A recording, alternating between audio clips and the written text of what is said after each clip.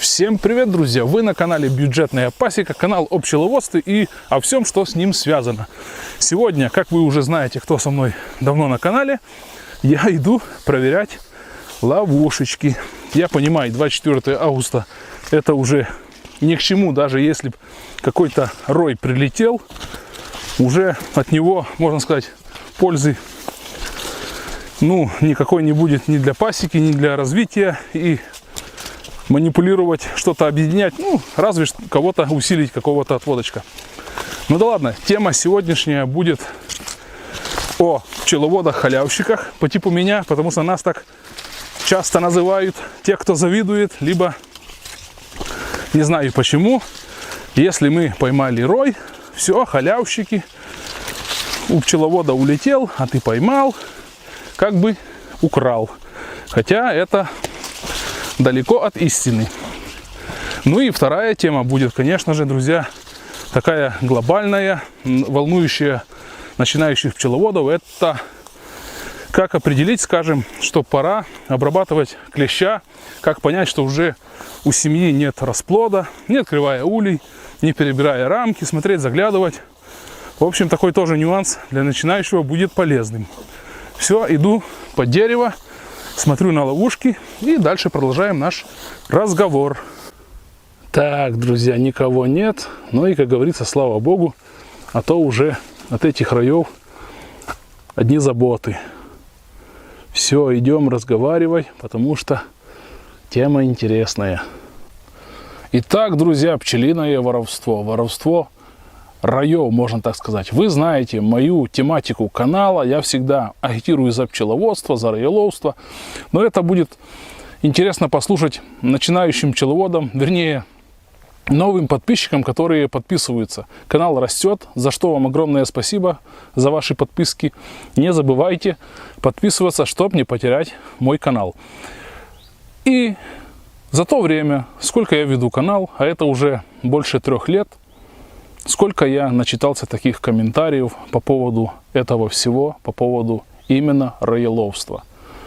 Что и провоцируем мы роение, оказывается, не пчеловод виноват в роении, что он где-то не углядел, допустил, а роелов, который поставил где-то ловушку. Я согласен, друзья, с одним моментом просто, чтобы не провоцировать, скажем, конечно же, пчеловода, это... И тем более это как бы без толку ставить ловушку прямо возле какого-то пчеловода, не понимающего. Если нормальный пчеловод, он поймет, став хоть 10 ловушек, его рой в ту ловушку, но это такой шанс минимальный, что он зайдет, рой вылетает и идет, сначала садится на какое-то дерево ближайшее, а потом улетает. Да, конечно же, если уже так в наглую вы подсунули, скажем, ловушку под пасеку, да еще намазали апироем там, либо еще чем-то, таким гормоном, можно сказать, матки, возможно и залетит, я не знаю, это нужно проверять, но не факт, что тот роелов просидит целое лето возле вашей пасеки и что-то от вас именно поймает. Так что на это не стоит обращать внимания. Я когда-то ставил у себя в саду ловушки и знаю, где стоят ловушки там и в соседей, и в саду тоже. Никто никогда ничего не ловил именно в селе. Да, за селом, пожалуйста. Вот эта ловушечка буквально там 1,5 километра от моей пасеки. Прекрасно работает. Но скажу так, сколько у меня за эти годы роев не улетало, а я отпускаю такие рои, скажем, когда очень высоко сидит, я не могу достать его. Деревья высокие, пускай летит. Всегда после того, как рой улетел, я приезжаю проверять свои ловушки там на 2-й день, на 3-й день, на 4-й день. И никогда после вылета моего роя, мой рой в мои ловушки не прилетал. Не знаю почему, куда они летят, но не прилетали. Вот в этом году с этого дерева 2 ройка я поймал, но тоже уже у меня роения не было, то есть думать, что это мои роятся, вряд ли. То есть шанс никакой. Потому что и такие есть, что это твои летят и залетают в раи. Ну, в раевни. Пускай даже так. Если это мой вышел и сбежал, и попался в мою же ловушку, ну, это прекрасно, тоже хорошо. Но, тем не менее, сейчас будем рассуждать именно о чужих роях, якобы. По сути, чужой рой, он вылетел, все, пчеловод его не видел, он его упустил. И он ничейный. Залетел в ловушку, все. Какие претензии могут быть к роелову? Он, наоборот, спас этого роя. Вы видели, вот у меня недавно буквально прилетел пороек там просто, либо нуклеус, ну, в общем, что-то такое маленькое там на рамочку пчел с маточкой. Кто виноват в том, что ко мне на пасеку прилетел этот пороек? Я, либо тот пчеловод, который там что-то накрутил, намутил, и, в общем, этот пороек улетел. Почему я, получается, халявщик, а тот пчеловод не бестолковый, например? Ну, это ж, ну, как-то неправильно. Также говорили, провоцируют ловушки, вокруг пасеки ловушки провоцируют роение. Якобы разведка долаживает, что вот есть дом, можно улетать. Ну, это что же бред? Почитайте немножко о роении, ну, изучите эту тему, если вы, хотя это пишут пчеловоды, я сколько раз удивлялся, что пишут там, я 30 лет занимаюсь пчелами, там, ну, просто такую бредятину какую-то нацарапает, ну, просто за голову можно взяться. Ладно бы просто написал, иногда пишет еще с оскорблениями какими-то. Ну, куда? И у меня такое складывается впечатление, либо вообще это не пчеловоды. Я думаю, нормальный пчеловод так себя вести не будет. Но да ладно, друзья. Я уже молчу по поводу какой-то экономической выгоды, скажем там. Да, в этом году я поймал 6 роев, и этот маленький 7-й пороек прилетел. 2 года, вы видели, я ездил,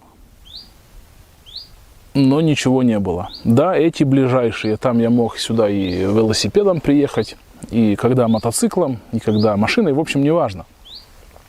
Но есть же также ловушки, которые стоят в 20 километрах от пасеки. Их я проверяю реже, но тем не менее проверял. 2 года подряд я ни одного роя не поймал. Экономически я потерял, как бы, и какая халява здесь, опять же таки. Еще один нюанс. Вылетел рой, куда ему деваться? Я беру по своей местности мало деревьев, которые могли бы как бы принять рой. И то, если в этом дереве есть какое-то подходящее дупло, более-менее, оно малого объема. Там тоже такие пороечки будут заходить, выходить. В общем, жилья практически нет. Потому заселяются и в зданиях, и в норах, и просто строят на деревьях соты. Это, по сути, раи обречены. Помимо того, что мы как бы получаем удовольствие от роеловства, пополняем свою пасеку, обновляем кровь, мы еще спасаем пчел. Не надо рассказывать сказки, что это какие-то дикие, непутевые и прочее. Откуда они берутся, если кругом все элитные матки, кругом карпатки, кругом карники, бакфасты, все пчеловоды занимаются как бы элитными пчелами, но все раи почему-то только идут какие-то непутевые. Нет, друзья, нормальные, хорошие, и я знаю, что много из вас ловили и меченые, с аполиточками, и все прекрасно. Единственное, что эта матка только паспорт с собой не принесла, и вам не показала, что она как бы элитная. Друзья, нет уже, по сути, диких таких пчел, что вот прилетели где-то с леса, и действительно дикие пчелы. Нет. Все это как бы, хотя дикие свои, это тоже как бы такой спорный вопрос, и все относительно. Так что, друзья, вот такая тема роеловства, халявного роеловства. Никого не слушайте, занимайтесь, нет никаких у роев болезней. Клещ, он и в Африке клещ. Прилетел рой, попался в ловушку, пока нет расплода. Ну, обработайте от клеща и делов-то. Все. Потом у меня эти рои к зиме такие хорошие получились, развитие прекрасное, все. Чего еще нужно? Рабочие семьи. Если повезло с взятком, рои, ранние рои, которые попадутся в ловушку, зальют ловушку. Когда-то у меня такое было, я еще не занимался ютубом, я с дерева не мог ловушки снять. Там, скажем, 2 недельки я их не трогал. Они стояли, как раз получилось так, что зашли рои перед акацией. Я открутил проволоку, давай снимать. А это камень. Пустая ловушка с фанеры, с тоненькой фанеры. Там ловушка весит буквально 1,5-2 килограмма. Но она стала за 2 недели как камень. И я когда открыл, рой был небольшой. То есть рой там буквально на 2-3 рамочки. Но залил 6. Залил. Практически там по кулачку было расплода. Вот вам и рой. Рой работает отлично. Так что можно даже из роев, ранних роев получить меда. Все зависит от медовой базы. У меня, конечно же, медовая база, ну, сами понимаете, какая. Кругом кукуруза и соя в этом году. В общем, выбор небольшой. Ну да, ладно, как говорится.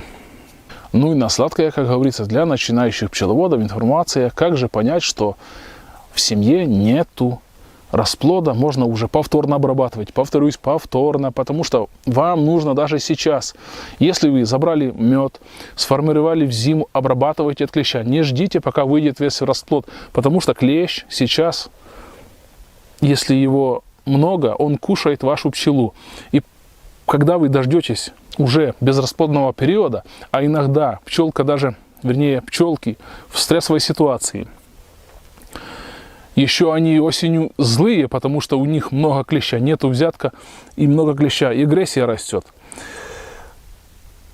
Когда пчелки в стрессовых ситуациях, они продолжают гнать расплод. В общем, матка гонит расплод, пчелы активные, едят корма. К тому времени, когда вы будете обрабатывать уже как бы безрасплодную семью, вся раненая, вся искусанная, пол семьи, по сути, клеща тьма, и семья обречена. Плюс корм, расплод, все это уходит и так далее. Так что, кто там еще формирует пчел в зиму, у кого еще взяток, потому что писали, что у людей так еще пчелки работают, что рано еще им говорить о зимовке.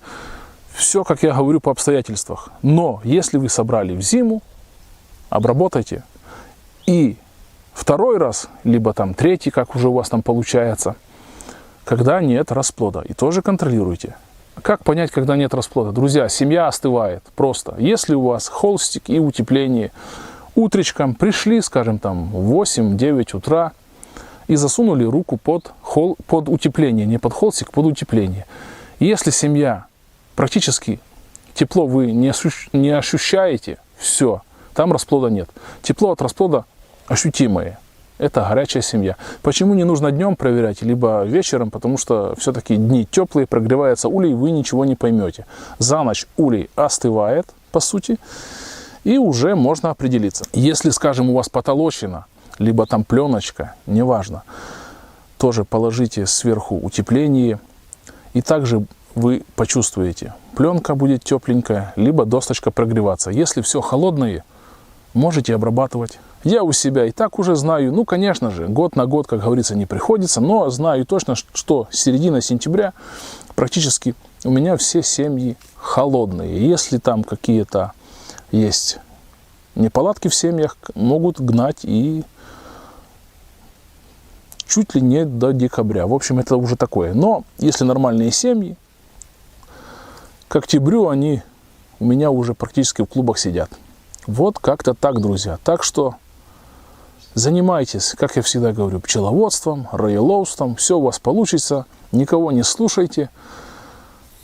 Первый сезон, пускай второй сезон, пару сезончиков вы пристреляетесь, поймете, что к чему, как зимовать. Самое главное — это зимовка. Поймете, какая у вас медовая база.